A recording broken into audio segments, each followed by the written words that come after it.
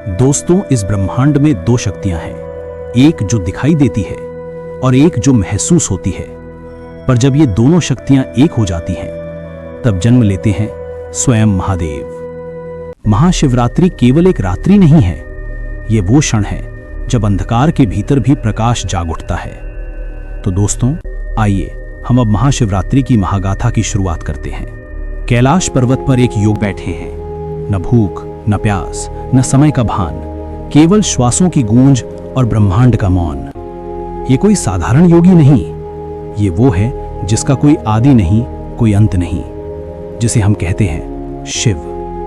पर शिव अकेले हैं, शिव खुद पूरा संसार है, फिर भी उनका हृदय शून्य है। क्योंकि कभी सती थीं, प्रेम में जलकर राख हो गईं, पर प्रेम कभी नष्ट नहीं होता, वो केवल रूप बदलता है।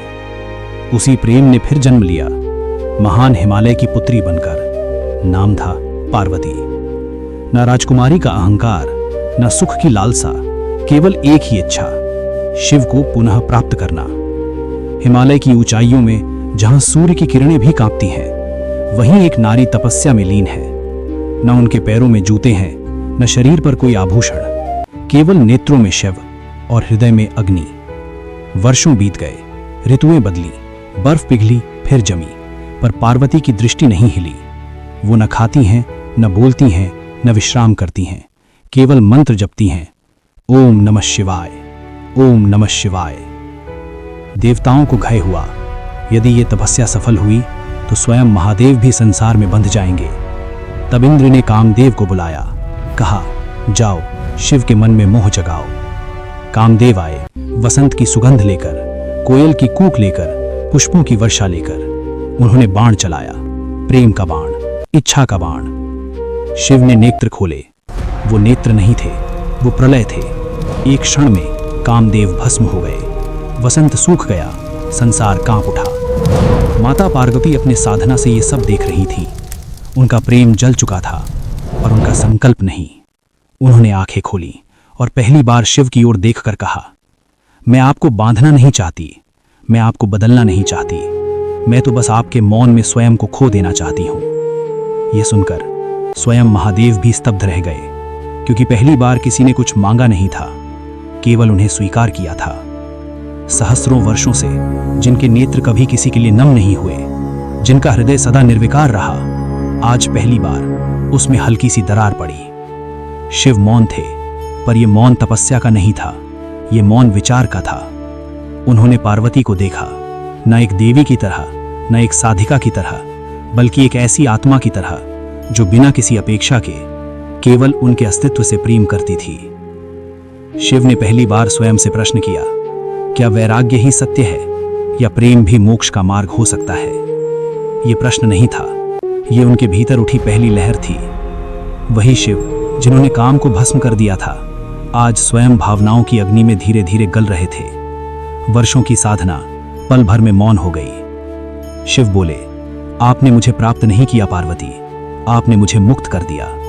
मैं शून्य था, आपने मुझे अर्थ दिया। ये वो क्षण था जब शिव देवता नहीं रहे और महादेव एक प्रेमी बन गए। ब्रह्मांड ने पहली बार देखा ध्यान टूटते हुए और करुणा जन्म लेते हुए। कैलाश में पहली बार ठंडी बर्फ नहीं, गर्म आंसुओं की नमी थी। शिव ने पार्वती का हाथ थामा और बिना किसी मंत्र, बिना किसी वचन, केवल इतना कहा, अब मैं अकेला नहीं हूं। वो रात्रि साधारण नहीं थी, वो रात्रि समय की सीमा से परे थी। आकाश में चंद्रमा स्थिर हो गया, तारों की गति रुक गई, दिशाएं मौन हो गईं। ऐसा लगा जैसे स्वयं ब्रह्मांड अपनी सांस रोक कर देख रहा हो। कैलाश पर्वत पर जहां सदियों से केवल तपस्या थी, आज वहां पहली बार उत्सव था।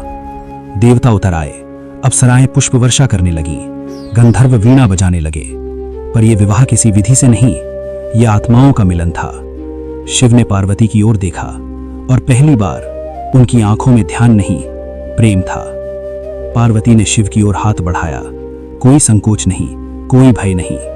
उस क्षण चेतना और ऊर्जा एक हो गई। वही क्षण महाशिवरात्रि कहलाया। यह केवल दो देहों का संगम नहीं था, यह सृष्टि के दो मूल तत्वों का मिलन था। जहां शिव बिना शक्ति के शून्य है और शक्ति बिना शिव के दिशाहीन। दोनों मिले तो ब्रह्मांड पूर्ण हुआ। उस रात अंधकार हार गया और प्रकाश को नया अर्थ मिला। उस रात ईश्वर ने स्वयं को पाया। और तभी से हर वर्ष उसी रात्रि को मनुष्य अपने भीतर भी उसी मिलन की कामना करता है।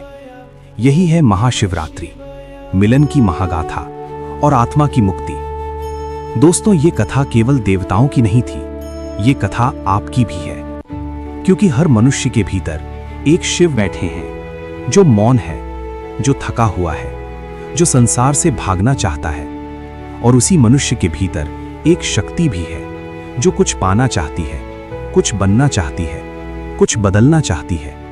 समस्या तब होती है जब शिव भागते हैं और शक्ति दौड़ती रहती है। एक ध्यान में डूबा रहता है और दूसरा बेचैनी में जलता है। पर जीवन तभी पूर्ण होता है जब दोनों एक दूसरे को स्वीकार कर लें, जब मौन भी बोले और ऊर्जा भी ठहर जाए। महाशिवरात्रि का अर्थ केवल उपवास नहीं, केवल पूजा नहीं। महाशिवरात्रि का अर्थ है अपने भीतर के द्वंद्व को शांत करना, अपने डर से कहना मैं हूं, अपने अहंकार से कहना रुक जा, और अपने मन से कहना अब मिलन का समय है। क्योंकि जिस दिन तुम्हारे भीतर शिव और शक्ति मिल गए, उस दिन किसी मंदिर की आवश्यकता नहीं, उस दिन तुम स्वयं मंदिर बन जाते हो। अंत में दोस्तों इतना ही कहना चाहूंगा कि अगर आप यहां तक ये वीडियो देख रहे हैं तो निश्चित ही आपको ये कथा पसंद आई होगी। इसलिए एक लाइक जरूर कीजिए और चैनल को सब्सक्राइब कर दीजिए, क्योंकि मैं आपके लिए ऐसी ही भावपूर्ण और रोचक कथाएं लाता रहूंगा। धन्यवाद। और जाते जाते कमेंट्स में हर हर महादेव जरूर लिखिए।